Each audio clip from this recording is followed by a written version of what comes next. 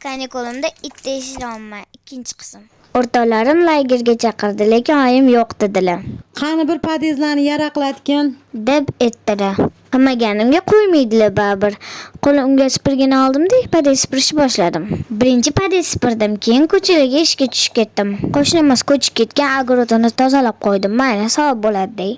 Bakalashka salafan musralarni olib, dodam zamonida chiqqan o'tlarni yuvib tashladim. Keyin podezlarni artishga tushib ketdim. Podezni ko'pirtirib yuvdim. Oyim tepamda yaxshilab ishla deb turdilar. Men bo'lsam ukam ishlamayotganiga ko'ra olmay ichim yonib o'ldim. Har doim men ish qilaman, u bo'lsa faqat bolaga qaraydi. U ham ish qilsa, nega men har deb ish qilaman? Musor to'kishga jo'natardim. ko'rolmaydigan qo'yningni ham ko'pirtirib yuvib qo'ysang bo'lar ekan qizim. deb aytdilar oyim. Mana hamma joyi chiroq qildim.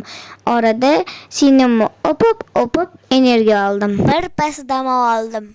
Endi navbat eshigiga. Eshikni ham ko'pirtirib qo'ynimda oppoq qilib yuvib qo'ydim. Oyim qaysi dog'larda so'raganlar menday chaqqon qizsi.